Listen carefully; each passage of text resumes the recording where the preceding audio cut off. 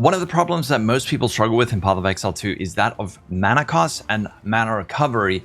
This is a problem that not a lot of ARPGs present, and PoE 2, one of the best ways to scale your damage is with increased gem levels, which means that your mana costs are often incredibly high. There are plenty of ways to solve this. In today's video, I'm going to suggest a whole lot of different ways to solve your mana recovery. Some of them are going to be more endgame focused, some are going to be for the campaign, but there are plenty of ways to solve this problem. I do think that mana costs are too high, and it is frustrating that you have to use gem levels to scale, but that's beside the point. What can you do now? So let's touch on some of the more generic ways to recover mana. One of the ones that I like the most is this modifier on Sapphires, which is recover 1 to 2% of maximum mana on kill. This is really good for mapping, not so much for bossing. I'll get into some bossing specific things, but this is a huge help. Another thing you can get is recover mana on kill. Something like this, gain mana per enemy killed. You can get that on martial weapons. You can also get it on rings, and you can also get it on gloves. So those two together will generally solve your mana recovery while mapping. For attack-based builds who are using physical damage, there's also Leech. Leech is another very strong source of recovery for mana. But another way to solve your mana recovery is, of course, with mana flasks. This is one that is more impactful during the campaign, making sure that you're upgrading your mana flasks as often as possible and rolling them with good modifiers like increased mana recovery and also increased number of charges. So you have more charges, especially during bosses, and gain charges per second. Those are all very good. But there is one mana flask this league that is extremely strong for mana recovery. A lot of people have been using it, and that is Lavianga's Spirits. The way this works is that you cannot use it, but its effects constantly apply to you. So this thing is giving me 62 mana every 2 seconds, which is 31 per second, and that is with quality, and this does roll 80% to 70% reduced mana recovered. So a less well-rolled one will provide less, but it does still provide a huge amount of recovery. For those of you wondering, we can check out the price of this thing. Even the lowest low roll of this is still going to be really useful. These are sitting at like 50x to start out. Perfectly rolled ones, much more expensive. I think this is like 2 divines.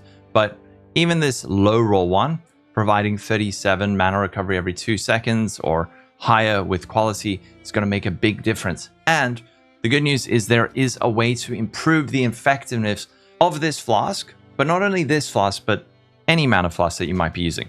So let's just go over that. First thing is, in the campaign, in the abandoned prison, there is a quest where you need to find the goddess of justice behind the chapel door. If you do this quest, you can select increased mana recovery from flasks or increased life recovery from flasks. If you currently have increased life recovery or missed this, and you are using this flask or maybe any flask, you can go there and change it to the increased mana recovery from flasks. With Lavianga's, this is providing increased mana regen. It's not quite regen, but it is giving you a nice extra chunk. Another thing that's really good with this is increased mana recovery from flasks on belts. Flask mods on belts are typically extremely undervalued, but even a linen belt like this will further improve the effectiveness of your flasks. Another one on the tree for our druids, which is probably a lot of you watching this. Someone pointed this out in chat, but that is Lavianga's Brew. 30% increased mana cost efficiency of skills during any mana flask effect, and 10% increased mana recovery from flasks. These 3 points not only make your attacks cheaper, but make your flask more effective. So mana flasks are big, and also points on the tree that improve the effectiveness of your flasks are really impactful. There's a lot of stuff, especially on the ranger area like this. Let's go over some more generic ones that you can apply. And those are points on the tree that reduce mana costs of your skills. So we can even type in mana costs. They're dotted all around the tree.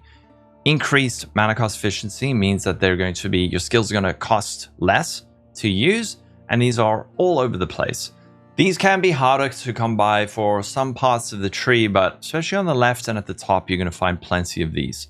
One thing that's really good is something like Price of Freedom, which not only gives you improved cost efficiency of your attacks, but it also converts some of those costs to life costs.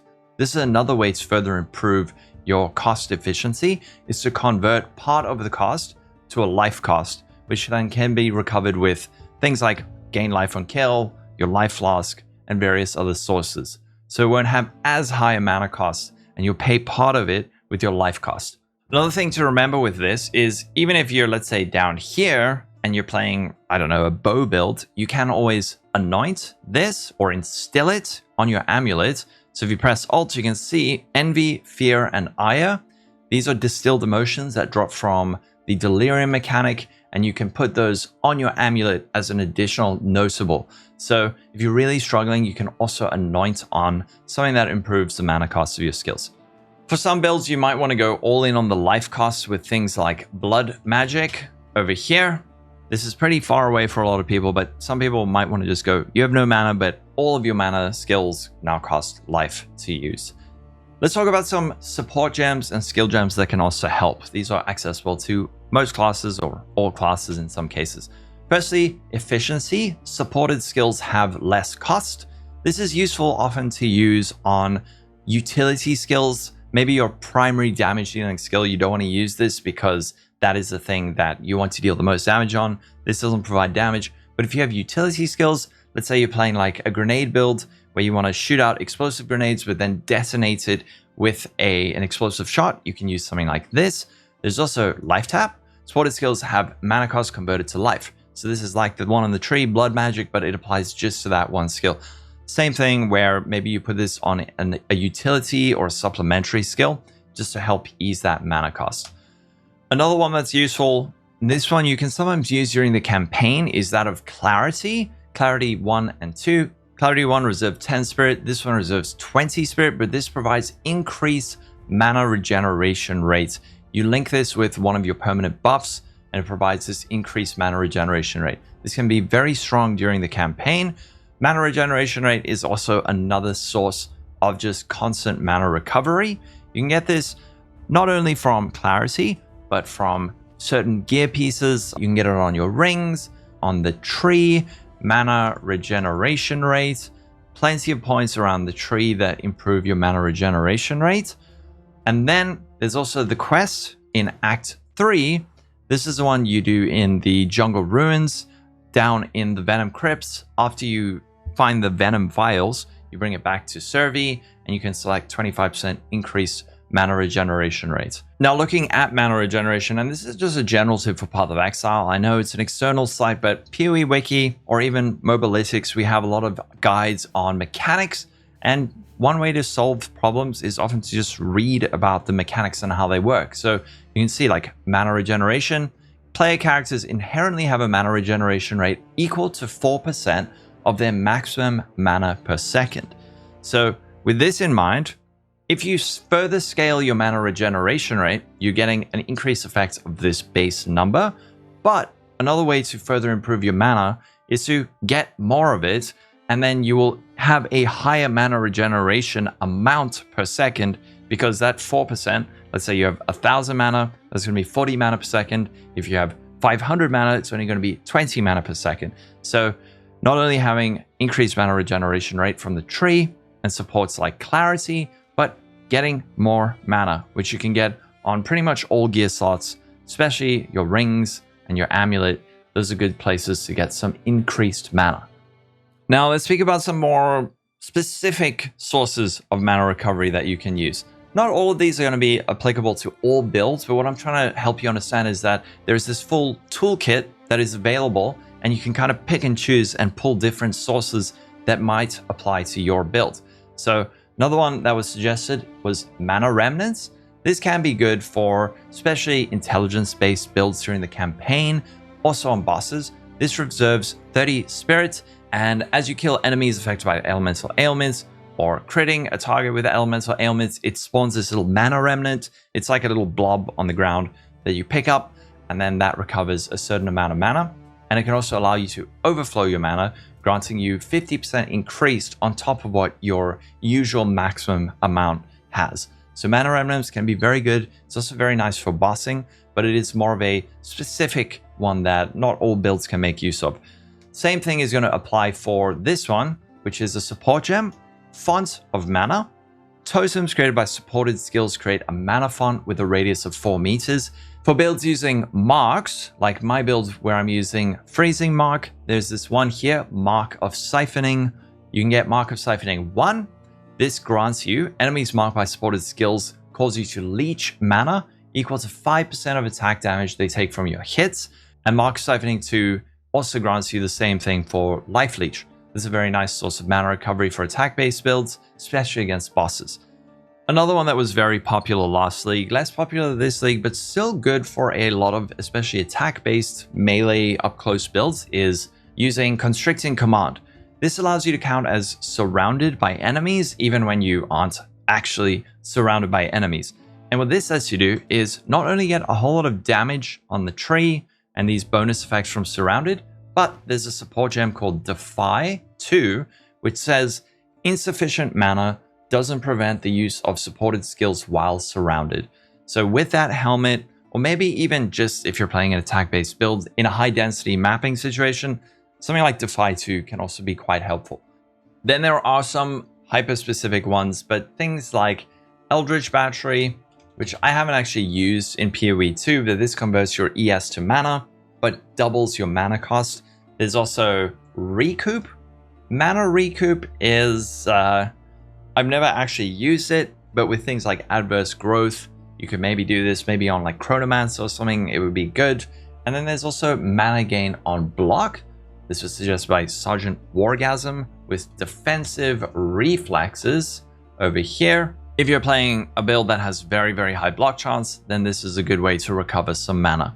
Now, I did speak about Leech, and this is unfortunately only really applicable to attack-based builds and ones that have a sufficient amount of physical damage. But another thing you can do, and this is probably less useful, but Thief's Torment, gain 15 mana per enemy hit with attacks. So for very specific builds, this might be a good way to solve your mana recovery, but it is kind of fallen out of favor because you can't use other rings. That is the toolbox that is available. There's probably several that I've forgotten as well. So let me know in the comments if there are more. For those of you who are worried like, oh, but this is all endgame stuff. The things that you can do during the campaign, especially upgrading your mana flasks, like I said, trying to roll them with your transmute and your augments to provide either an increased amount of mana or grants an increased number of charges. Those are things you can do during the campaign. Also using things like clarity support. This does require a little bit of extra spirit, but you should have enough if you're doing all your permanent buff quests, which I do have a guide for on Mobalytics. I'll link it if you guys want. And like I said, around the tree, there's things like Price of Freedom, and top side of the tree, there are mana cost things. Another thing you can of course do is just not take as many plus gem levels, but I don't know, like I don't like that myself. It's such a strong scaling vector that telling people just don't take gem levels is not a great idea, unless the one case is check if your utility gem is chowing a lot of mana, but you're not really using it for damage. Let's say something like, for example, Flash Grenade, where you're primarily using it for its stun, although you probably still would want that at a higher level, but there are some skills that might just provide some kind of utility effect where it's not actually there for damage, but you push the level up so it has a very, very high mana cost, and it doesn't really need to be high. In that case, maybe then try and use a lower level version of that gem, especially during the campaign. All right, that's going to be it. Again, let me know if I forgot any. I'm sure I have forgotten some, so I will also try and write this up on Mobalytics in a format that's a bit easier to follow, but let me know what you think. Hopefully this helps you solve your own problems. I don't want to tell you exactly do this, do this, do this. I'd rather say, here is the palette of colors that you can use and then draw on it. And of course, hopefully they reduce the reliance on things like plus level of skills, because I don't love that we have to use that to get as much damage as we need. So have a wonderful day, everyone. Stay safe. Catch you in the next video, and bye-bye.